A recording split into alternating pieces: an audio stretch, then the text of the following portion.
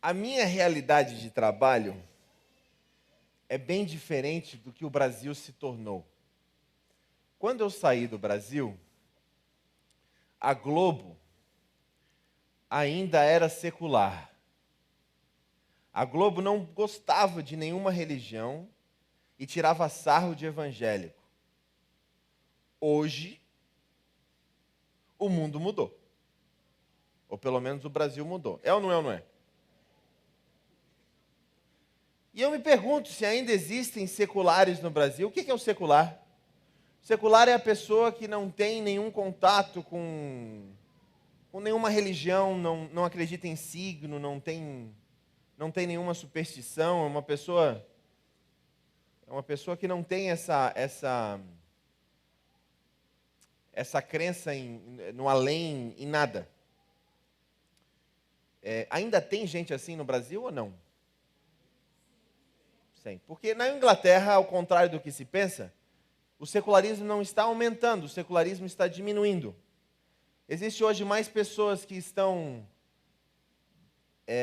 duvidando, será que Deus não existe mesmo? Do que pessoas que estão completamente firmes no ateísmo. É por isso que o ateísmo está virando militante. Porque você percebe várias pessoas estão se perguntando, será mesmo que não existe nada no mundo, no além? Então perceba, o que existe é uma raiva de religião, é um desprezo por religião institucional, denominacional. E isso, a nossa geração não se dá bem com isso. Porque nós estamos calejados disso. E talvez você tenha vindo aqui hoje à noite convidado pelo seu amigo, e o título de hoje à noite é Você odeia religião, você está cansado de religião?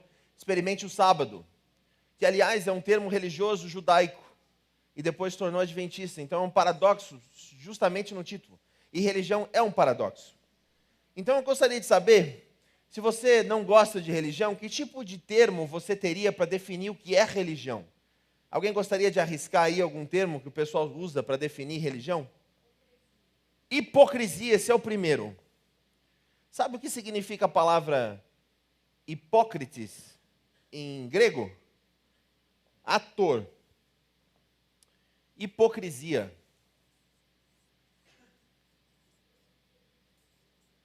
Hipocrisia, ok? Outra palavra que define a religião. Que o pessoal usa. Fanatismo.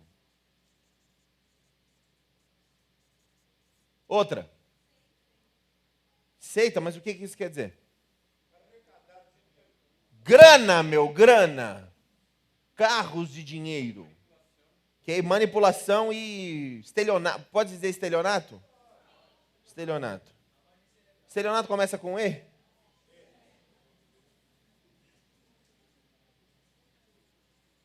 É assim que se escreve? Na verdade, vocês não estão conseguindo ler mesmo, não importa. Estelionato, o que mais? Quem falou aqui? Manipulação.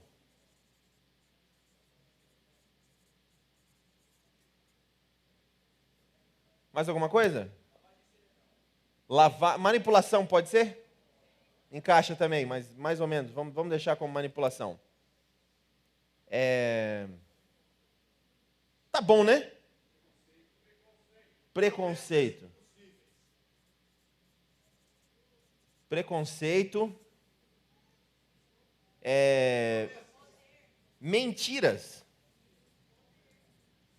Poder. Poder, mas no sentido de abuso de poder, é isso que você quer dizer?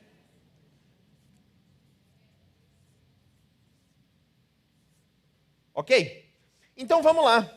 Aí você se pergunta se esse é o perfil da religião, você se pergunta por que tem tanta gente indo para as religiões. Então a prosperidade também, né? Mas tem essa vontade tremenda de poder ser próspero e qualquer promessa é cumprida ali. A ignorância também é um dos motivos. Mas vamos lá, se algum amigo teu chegasse para você e falasse, cara, você tem que ir na minha igreja. Por quê? Porque você vai encontrar lá, eu vou te falar, cara, o que você vai encontrar lá é hipocrisia, é lindo. Hipocrisia, é fanatismo, Estelionato é um negócio que acontece o tempo inteiro. É manipulação, preconceito. Você vai entrar, já vão te rejeitar na cara. Mentiras é o tempo inteiro. E também vão ter um abuso de poder tremendo. Tá afim de vir? Não, né? Se essa é a visão que você tem da religião, é claro que você não virá fazer parte da religião. E essa visão de muitos, especialmente os intelectuais, os professores universitários, os afluentes, as pessoas que viajam, as pessoas que têm, os ateus, não têm uma visão muito boa de religião, porque é uma sequência disso aí. E eles definem religião como um grupo de pessoas que tenta convencer outras pessoas que eles estão certos e as outras pessoas estão errados. E se essas outras pessoas que estão erradas não entrar no grupo deles, eles não vão ir para um outro lugar que eles chamam de céu. É uma definição boa de religião ou não é? Não é esse o ensino do cristianismo? Eu vou mais longe.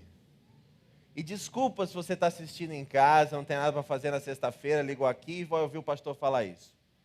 Não é essa versão do adventismo que te passaram?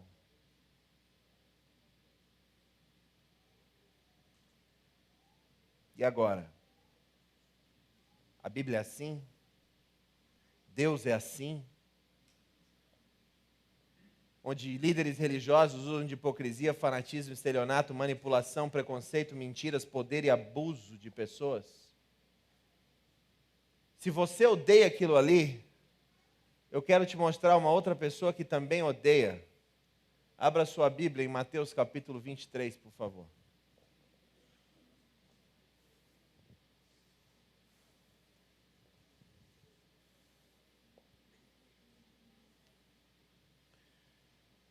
Jesus chama, e ele está na presença dos líderes religiosos da sua época.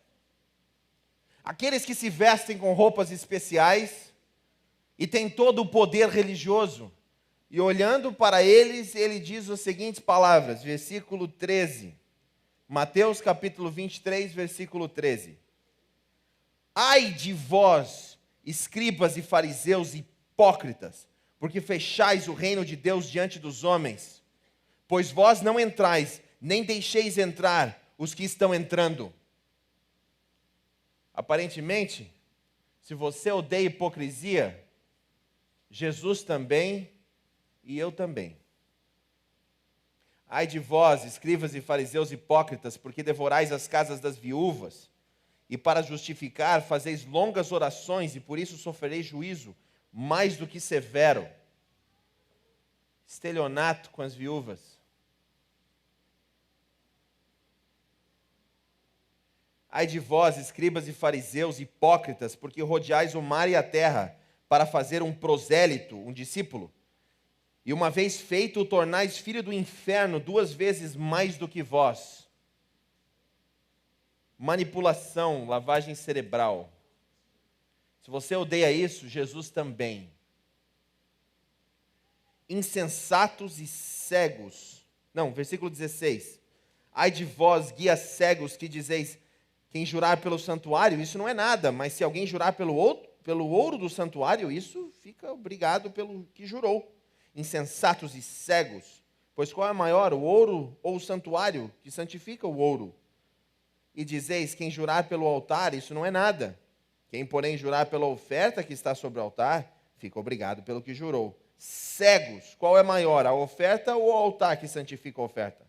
Porque quem jurar pelo altar, jura por ele, e quem jurar por tudo que está sobre ele.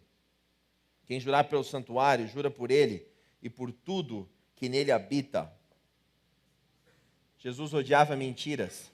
Versículo 23, ai de vós, escribas e fariseus hipócritas, porque dais o dízimo da hortelã, do endro e do cominho, e tendes negligenciado os preceitos mais importantes da lei, a justiça, a misericórdia e a fé. Deveis, porém, fazer essas coisas sem omitir aquelas. Eles davam o dízimo do cominho. Se tinham uma plantação, eles plantavam lá a plantinha, crescia a plantinha, eles contavam, cada 10 folhinhas eles tiravam uma e levavam para o templo. e não prestavam atenção na justiça. Eu chamo isso de fanatismo, Jesus também. Ai de vós, escribas e fariseus hipócritas, porque limpais o exterior do corpo e do prato, do copo e do prato, mas estes por dentro estão cheios de rapina e intemperança. Fariseu cego, limpa primeiro o interior do copo, para que também o seu exterior fique limpo. Ai de vós, escribas e fariseus hipócritas, porque sois semelhantes aos sepulcros caiados, que por fora se mostram belos, mas interiormente estão cheios de ossos de mortos e de toda imundícia. Assim também vós, exteriormente, pareceis justos aos homens, mas por dentro estão cheios de hipocrisia e iniquidade. As de vós, escribas e fariseus hipócritas, porque edificais os sepulcros dos profetas, adornais os túmulos dos justos, e dizeis: se tivéssemos vivido nos dias de vossos pais, não teríamos sido seus cúmplices no sangue dos profetas. Assim, contra vós mesmos, testificais que sois filhos dos que mataram os profetas, usaram o poder para matar quem Deus enviou.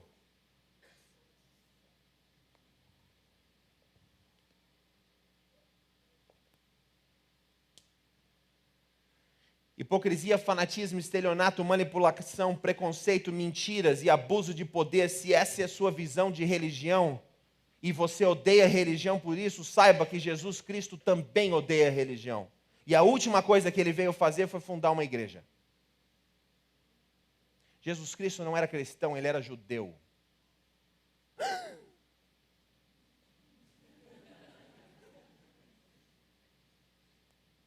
Se você está aqui e você é evangélico e você está percebendo, o que é negócio esse de adventista? Os deventistas, né? Então, o que é esse negócio? O mundo evangélico está começando a redescobrir que Jesus Cristo, na verdade, era um rabino judeu. E redescobrir o judaísmo. Queridos, nós estamos fazendo isso há 150 anos.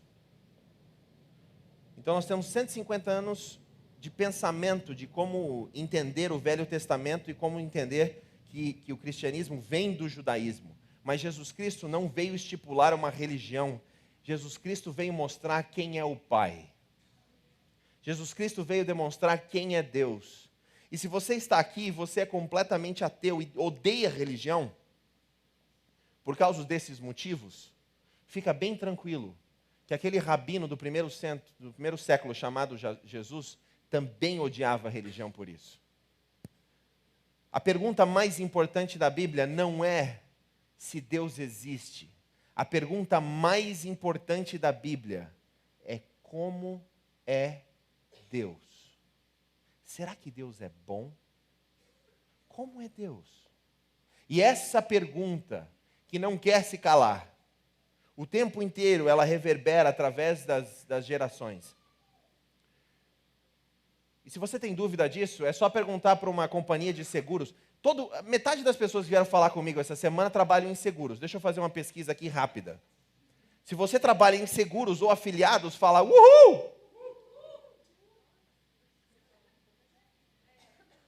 Que isso, já? Não, mas a concentração de pessoas, eu já entendi, o estresse de quem trabalha nos seguros é muito grande. É muito grande, né, gente? Bom, anyway. Vamos lá. Então, Deus veio mostrar quem Ele é através de Jesus Cristo. E essa questão de quem é Deus é completamente irrelevante. Então, veja bem. Certa ocasião, eu preguei uma série na igreja de Wimbledon chamada Eu Odeio Religião. Os meus irmãozinhos mais velhos da igreja não gostaram. Os meus anciãos, 3 deles, renunciaram ao cargo. Então vocês falam, Pastor Sam, vem para cá. Gente, 3 deles falaram assim, o quê? Como que vai pregar um sermão falando que odeia religião? Preguei. Mais ou menos isso aqui. Odeio religião. Aí tá. Depois uma mulher veio conversar comigo, uma situação triste, falou, olha, meu marido está no hospital e ele foi dado 2 semanas para viver. 2 semanas para viver, tá bom. O senhor poderia visitar? Vou, com certeza. Chegando no hospital para visitá-lo, antes de entrar no quarto, ela me chamou do lado e falou: pastor, é o seguinte, o meu marido ele está tomando remédio, ele é um pouco violento, então cuidado, porque às vezes ele pode explodir.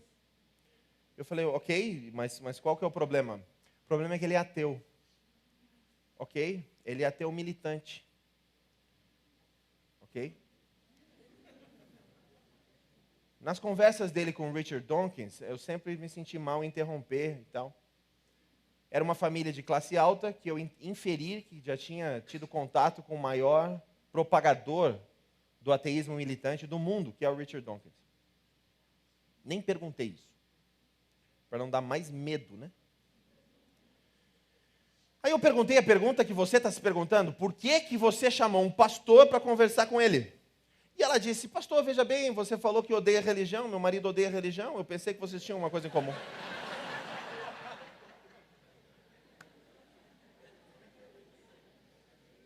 E eu fui visitar um homem, estava lá na cama, o nome dele era John, estava deitado lá, um homem que já estava nos seus 70 e poucos anos, e deitado, fui conversar com ele, e ele eu morrendo de medo, gente, eu estava tremendo nessa altura, vou ser vulnerável com vocês.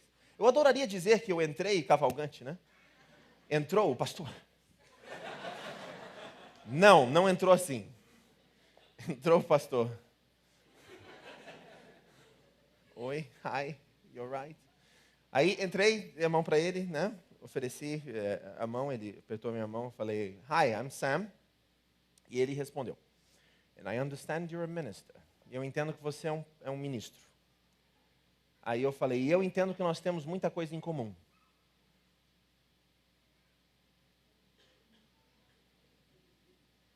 O que será que poderia ser? Nós dois odiamos religião. Como?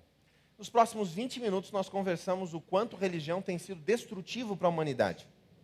O quanto religião tem sido usada para manipular as pessoas, para tirar dinheiro de pessoas, para providenciar fanatismo, preconceito, mentiras, poder, abuso e todas as outras coisas ruins que a religião existe.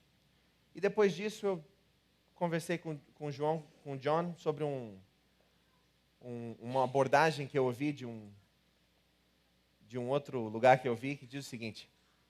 Eu falei: John, quando você pensa em Deus, você pensa num velhinho de barba que está puxando umas alavancas, dando milagre para um e punição para outro? Porque se esse for o tipo de Deus que você acredita, nem eu acredito. Quando eu penso em Deus, eu penso talvez como que eu posso expressar? Numa música, e uma música que toca e tem tocado por todas as gerações. E algumas pessoas negam a música, que acreditam que a música não está tocando. Mas essa música tem tocado por gerações e gerações e gerações. E quando aquele carpinteiro do primeiro século veio tocar a música, ele veio mostrar como que a música se toca no tom. Toda vez que ele teve compaixão, generosidade, amor, bondade, ele estava mostrando como a música é tocada no tom. Você sabe o que é isso? Toda vez que você vê um ato de bondade, John, você sabe que aquilo ali é como o universo funciona. Entretanto, você também sabe como a música acontece quando você não toca no tom. Você conhece isso. Você sabe que dentro de você, quando você assiste cenas de crianças sendo abusadas e passando fome na África, algo acontece dentro de você que diz: isso está errado, não deveria ser assim. Por que não deveria, John? Porque no seu mundo, o mais forte deve vencer o mais fraco. Por que você tem esses sentimentos? É porque a música está tocando dentro de você e você está tocando também, John. E você percebe quando está fora do tom. E ele em silêncio, né? Assim. Pelo menos não está brigando comigo. Já. Eu perguntei: você pode pensar, John, em alguns momentos na tua vida onde você tocou essa música no tom? Aí a mulher dele não se conteve mais. Aí ela entrou, porque mulher tem um momento que não aguenta mais, né? Até ela aguenta. Entrou, falou: pastor, é o seguinte, quando ele estava no Vietnã, ele ajudou a última família que estava, os Estados Unidos estava saindo do Vietnã, ele conseguiu o helicóptero esperar para tirar uma família dos Vietcongos do Sul, porque o Norte estava chegando, e ele salvou aquela família, E essa família sempre foi muito agradecida por ter proporcionado essa salvação. Eu falei, peraí, John.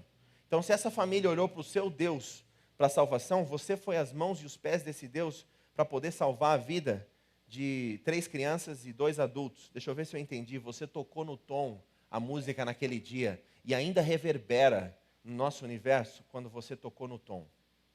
Foi lindo isso. E ela contou outras histórias e foi lindo. Aí eu falei para ele, vem cá, John, você consegue pensar em momentos onde você tocou fora do tom? Aí ele olhou para mim. Momentos onde você foi egoísta, onde você deveria ter sido generoso, mas você foi mesquinho, onde você foi violento. E eu sabia que ele tinha vários problemas com os filhos. E ele falou, consigo. Yes, I can. E se você pudesse voltar no tempo, você conseguiria, você gostaria de tocar no tom dessa vez?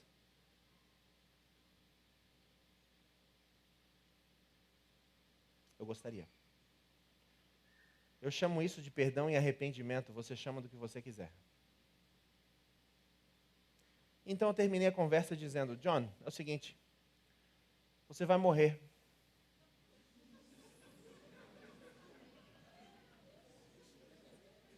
Não é ateu? Daqui a 2 semanas você vai morrer. E você vai virar pó. Enquanto você é comido pelas minhocas, aqueles que te amam vão sobreviver e vão continuar. Dentro de você, você sabe que você é muito mais do que a soma das suas células. Pode twittar. Você é muito mais do que a soma das suas células. E que você tem valor além do que as pessoas te dizem. Você tem 2 semanas para se reconciliar com o universo. Para se reconciliar com essa força que alguns chamam de Criador e outros conseguem chamar de Deus. Você vai morrer, John. Agora a decisão é tua. Eu espero que nessas 2 semanas você consiga tocar no tom como aquele rabino do 1º século conseguiu. E que você ofereça o perdão e peça o perdão como ele conseguiu. Porque tocando no tom, você vai honrar essas 2 semanas que você tem de vida. Beleza, saí, tchau, tchau, tchau. Ele não falou quase nada no final. O John morreu. Morreu. Menos de 2 semanas. Aí vem a filha conversar comigo. Sam, você poderia fazer o funeral? Não, pastor, você poderia fazer o funeral? Eu falei, claro, pois não. Onde vai ser? No crematório e tal, ok. Mas vem cá, você é cristã? Não. Tem alguém da família que é cristã? Não. Tem algum convidado que vai ser cristão? Não. Então por que você está convidando um pastor cristão para fazer o velório, para fazer o funeral do John? Porque ele conversou muito ele falou muito sobre a conversa que vocês tiveram. Então a gente acha que ele gostaria que você estivesse lá e falasse algumas palavras nesse funeral. Eu fui. Se eu estava nervoso com o John, imagina eu nesse funeral. Ingleses ricos, afluentes, educados, assim, formados. Sabe quando você entra assim, que o inglês chama de tough crowd, que é um público bem difícil? Eu levantei. Quando eu levantei, que eles sabiam que o pastor ia falar, levantei, olhei, como eu sempre faço, né? Dou aquela sorriso. Não era como vocês. Imediatamente o povo fez isso aqui, ó.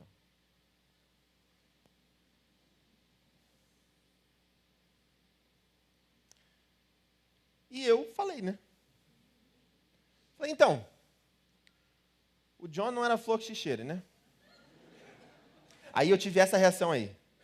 Aí sim, aí continuei a falar e falei da mesma música. Ele tinha uma banda lá para tocar, pedi para a banda tocar, falei da mesma música e falei, os momentos que o John tocou no tom, que seja um inspirador para você tocar no tom, assim como o rabino do 1º século tocou.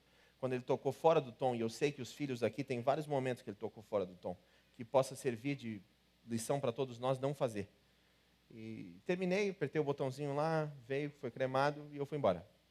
3 semanas depois, a filha falou que ainda falavam nesse momento, nesse encontro onde Deus fez parte da vida deles de alguma forma.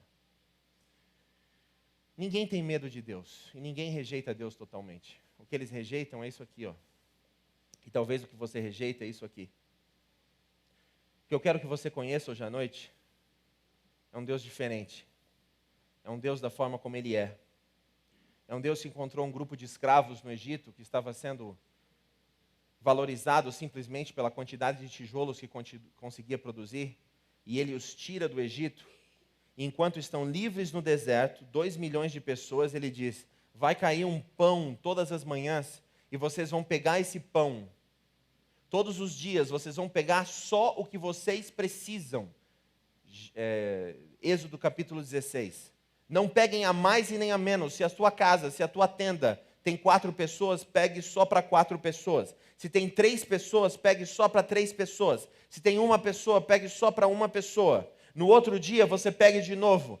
No outro dia você pegue de novo. 6 dias pegarás o maná. Mas na sexta-feira pegarás em dobro. Porque no sábado você não vai precisar pegar.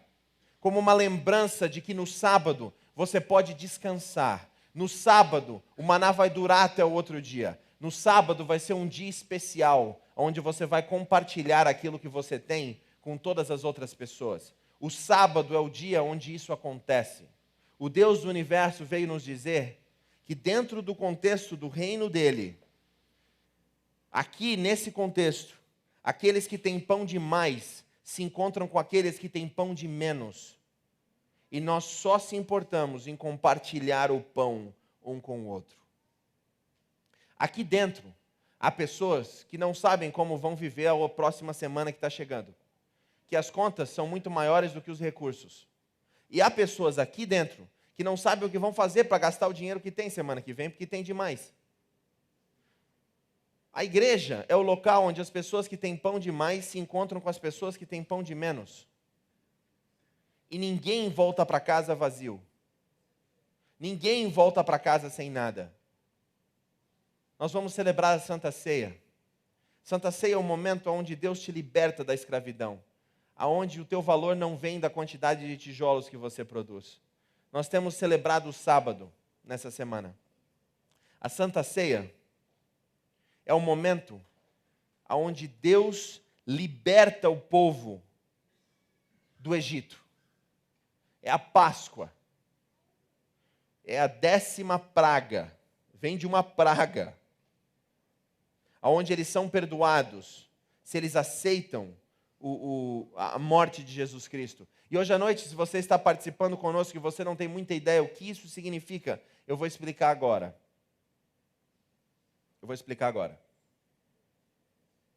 Presta bem atenção. Alguém fez mal para mim. E eu agora tenho que perdoar. O perdão é eu absorver a dor e recusar que essa pessoa pague o preço pelo que ela fez. Vou repetir. Posso repetir? Atenção. Perdão é eu absorver a dor e recusar que essa pessoa pague o preço pelo que ela fez. Foi isso que Cristo fez por ti. Cristo decidiu absorver a dor de tudo o que você fez. Você sabe que todas as tuas falhas têm consequências. Cristo absorve a dor disso. Você sabe que eu e você nascemos em rebelião e precisamos, naturalmente iremos morrer, mas Jesus absorve essa dor e recusa, Ele se recusa a deixar que você pague pelo preço das tuas próprias falhas. E Ele diz: filho, filha, deixa comigo, põe na minha conta que eu pago. Você está imaginando um Deus que está distante de tudo, um Deus que está afastado do mal, um Deus que não está no problema, um Deus que está em outro lugar e não neste, um Deus que está fora do terremoto e não dentro dele, um Deus que está fora da sala de cirurgia quando a última batida no monitor passa. Ele não está fora da sala, ele está dentro da sala de cirurgia, ele está no meio do terremoto, ele está no centro da tempestade, ele está dentro do problema. Deus pisou na terra e ele faz parte do mal. Deixa eu falar de novo. Ele absorveu o mal todo dentro dele. Ele disse: vem e traz em mim todo o mal. Tudo que tem de terrível, eu absorvo em mim. E as gotas de sangue que ele verteu, foi por você e por mim, para resolver o mal do universo. E agora nós celebramos isso, nós lembramos disso através do pão, que é o corpo quebrado de Cristo, e o vinho, o suco de uva, que é o sangue de Cristo. Juntos nós vamos pedir as bênçãos de Deus e vamos participar nesse momento.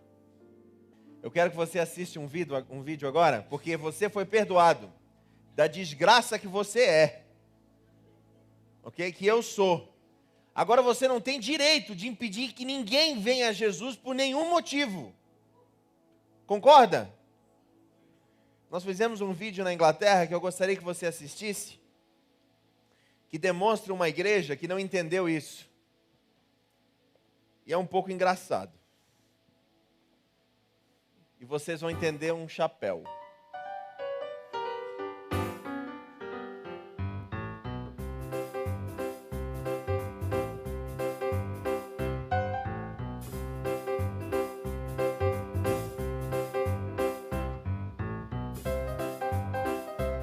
Nada de fumar.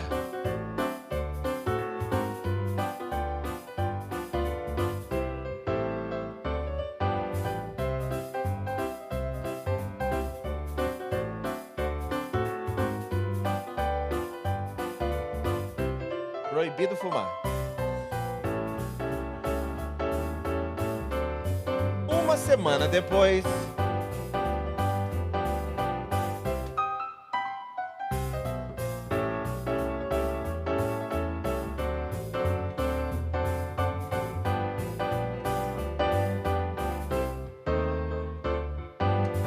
mantenha o vestuário apropriado e não use joias. Tá vendo? Nós não estamos fumando. E o vestuário? O vestuário apropriado. Não é essa gravata.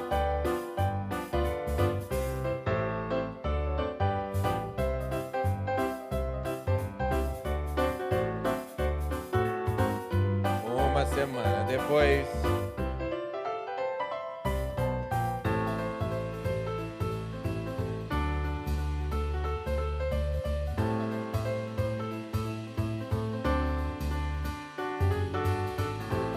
não pode, proibido tocar. Não fumando, sem joias, e eu estou usando uma gravata de verdade.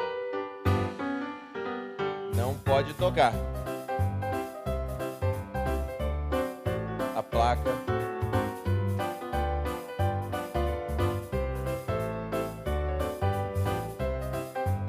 O que nós precisamos fazer para entrar nesse lugar?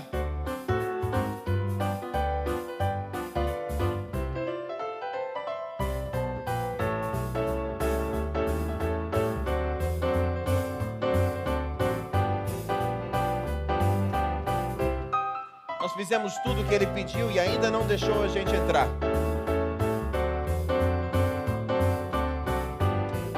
Eu estou tentando entrar nessa igreja por anos e eles também não me deixam entrar.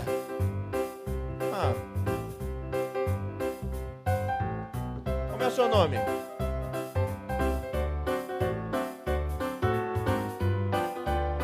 Jesus.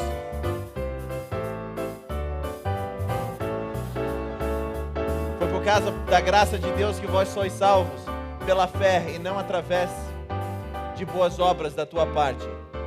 Quem você deixa entrar na sua igreja? Vem.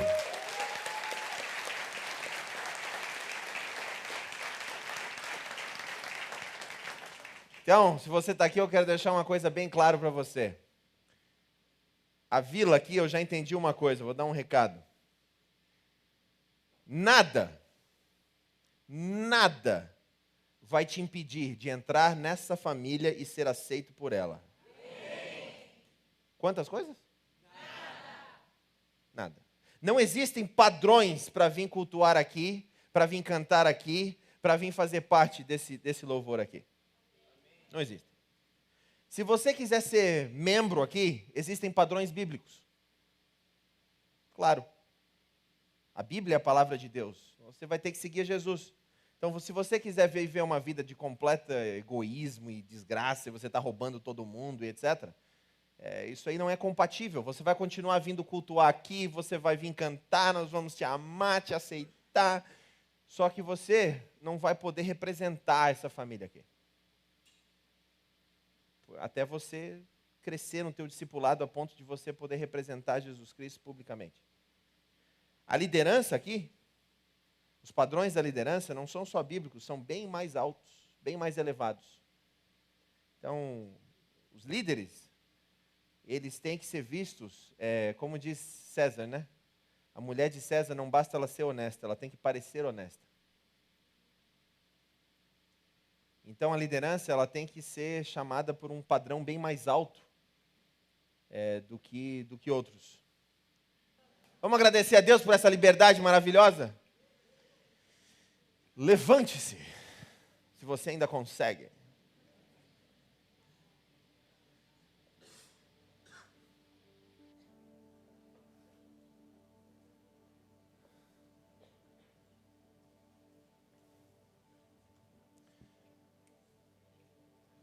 Nós vamos fazer o seguinte agora.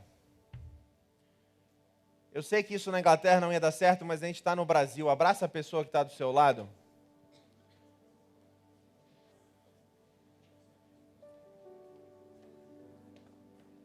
E vamos fazer uma oração assim, ó, de abraçados. Vamos orar. Você não vai conseguir abraçar todo mundo que não é uma roda, não adianta nem tentar. Matematicamente impossível. Senhor Jesus, Pai que estás nos céus, Espírito Santo que habita dentro de nós, obrigado pelas tuas presenças, pela tua presença aqui. Amém.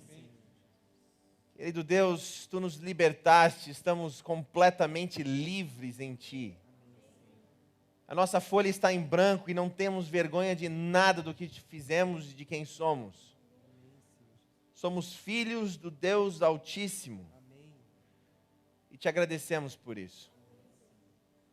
Pai querido, aqueles que estão entre nós, pedimos que tu os abençoe tremendamente, Senhor, nas suas vidas. Todos nós, aliás, na nossa vida financeira, no nosso trabalho, nos nossos estudos, na nossa família, nos protege, Senhor, e nos dê grandes vitórias. Mas, Pai querido, te agradecemos pelo sábado, essa oportunidade que temos de lembrar que o nosso valor não vem do que temos, mas vem de quem somos, filhos teus. Que possamos nos deleitar nessas próximas horas de sábado e lembrar que somos filhos e não escravos teus. Obrigado por essa celebração. Obrigado pela música e as notas que nos inspiram. Obrigado, Senhor. Temos tanto a agradecer que podíamos agradecer até amanhã de manhã. Mas vamos descansar. E antes disso, vamos celebrar. Amém. Em nome de Jesus Cristo, nosso Salvador. Amém.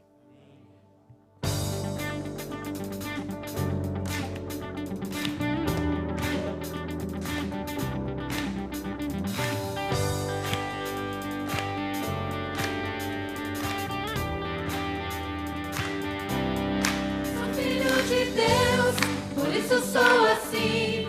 Todos possam ver em mim a alegria de quem tem Jesus no coração. Vou contagiar e perto de mim chegar, espalhando toda essa alegria, essa unção. Sou filho de Deus, por isso sou assim. Que todos possam ver em mim a alegria de quem tem Jesus no coração. Vou contagiar e perto de mim chegar, espalhando toda essa alegria, essa unção.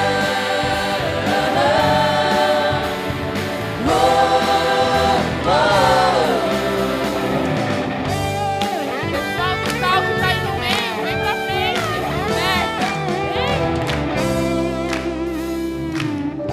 Algo em nós nos torna diferente.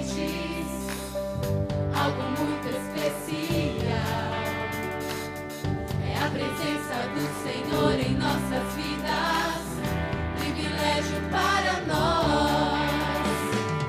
Com Ele não nos falta nada, pois Ele tudo proverá. De alegria enche o coração, com Ele nunca estamos sós. Se por acaso eu tenho sede, da sua água eu beberei e me saciarei. Se meu corpo sente fome, da sua palavra me alimentarei. Pois não desampara aqueles que são seus, Ele é nosso refúgio e fortaleza. Se alguém me perguntar por que eu sou tão confiante, com muita alegria vou falar. Sou filho de Deus, por isso sou assim, que todos possam ver em mim a alegria de quem tem Jesus no coração. Vou contagiar, e perto de mim chegar, espalhando toda essa